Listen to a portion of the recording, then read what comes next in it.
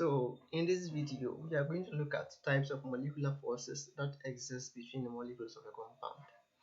Kindly like and subscribe to the channel after watching so that you'll be updated on the video that we drop on the subsequent topics. We have two main types of forces that exist between molecules of a compound. The force can exist between the molecules of the substance or the atoms in the molecule.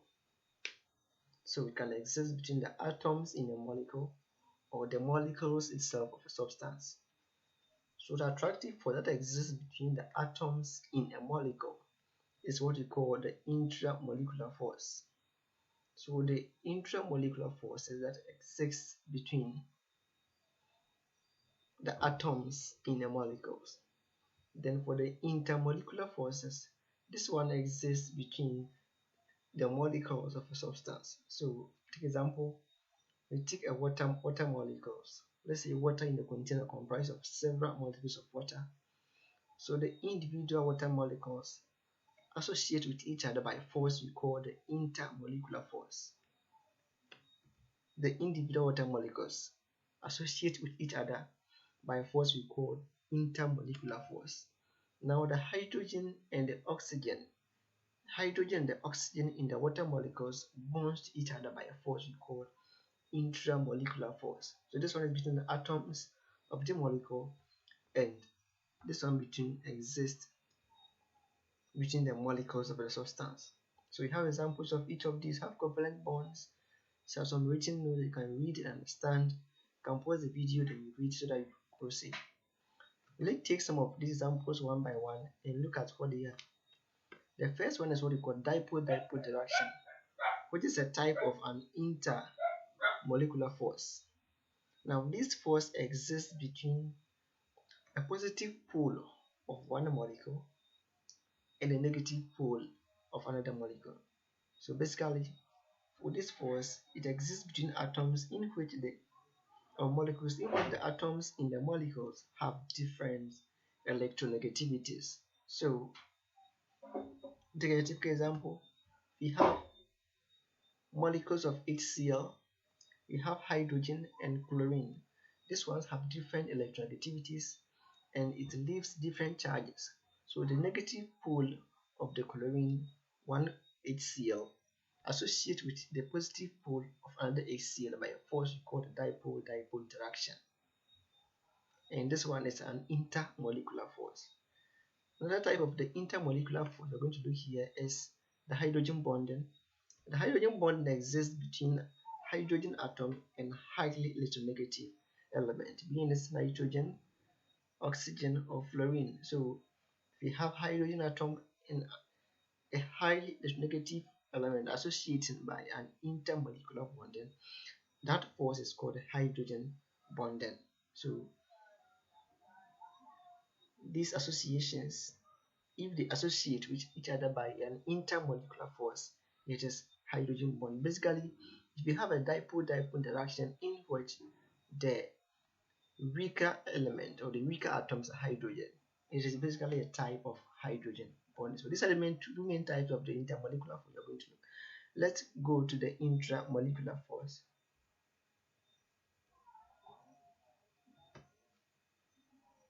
So this is how hydrogen bonding works. Hydrogen bonding in water. So oxygen being electronegative associate with the hydrogen of the next water molecule.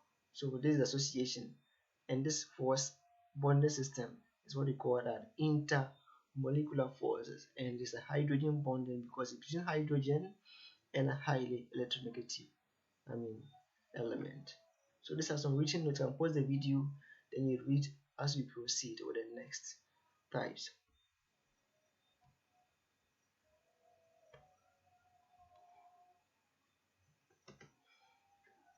The first type of the intramolecular force we're going to do here is what we call a covalent bond or covalent compounds.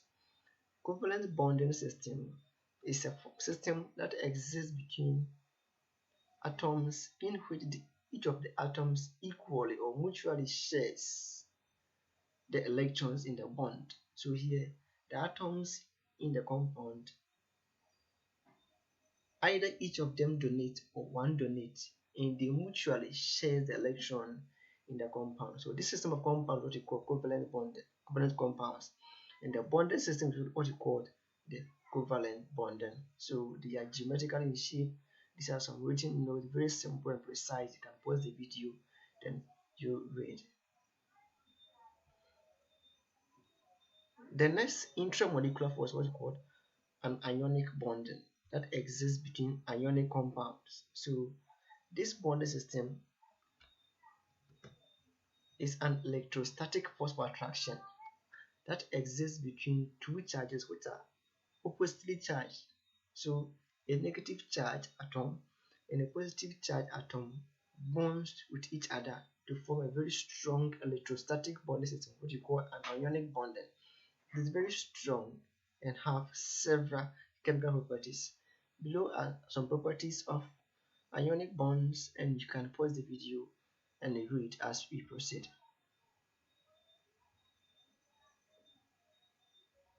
The next type of the intramolecular force is what we call metallic compounds or metallic bonding.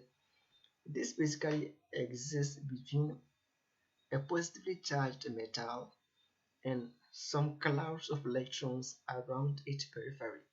The metallic bonding looks very similar to covalent compounds and also ionic compounds in some way, but they are able to be explained by a system called an electron seed model. So this is how metallic bonding is explained.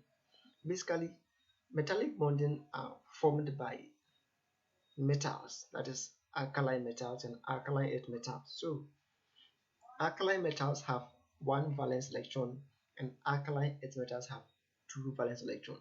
This valence electron makes them quite unstable. So for them to assume a stable state, they tend to lose their valence electron to the periphery. So in a system of metals where the outer electron is being lost to the periphery, the metal assumes a plus charge.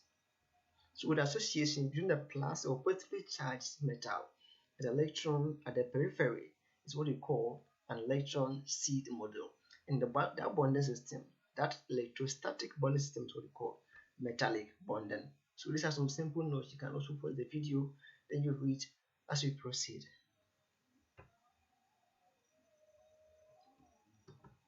So these are some practical explanations of various types of the covalent bonds, or some examples that we use to explain. With the covalent compounds, we have several types. We are going to look at three in this video. The first one is what we call a dative covalent bond or coordinate covalent bond. With the dative or coordinate covalent bonds, only one atom donates the electrons in the bonding system. So if you look at this hydrogen, nitrogen, this bonding system, this electron is being given out only by this nitrogen, but the electrons is being shared between these atoms, the nitrogen and boron. This bond is what we call a dative covalent bond. The next one is what we call polar covalent bond, and this bond exists between atoms in which the atoms have different electronegativities, such that there is a net positive charge and a net negative charge. So if you look at this video, HCl, hydrogen has one outer electron and chlorine has 7 outer electrons. Chlorine needs 1 to form an octet, and hydrogen also needs 1 to form an octet. So these two atoms associate by electron association. They give out an electron, then they form this bonding system. But the net compound formed, chlorine has higher electronegativity than hydrogen. So therefore, the electron in the bonding system is being pulled towards the chlorine. So the chlorine assumes a net negative charge, then hydrogen assumes a net positive charge. That results in a partial distribution of the electron in the molecule. And this compound is what we call a polar compound, where the electrons are not equally shared between the bond. The next type is called nonpolar covalent bond, in which the atoms have the same electronegativity. So these atoms, hydrogen plus hydrogen gas, nitrogen gas, oxygen gas, chlorine gas, all these ones are all nonpolar compounds because they have the same electronegativities. Hence, the electron is being shared equally between them. Thanks for watching. Don't forget to subscribe to the channel. Thank you.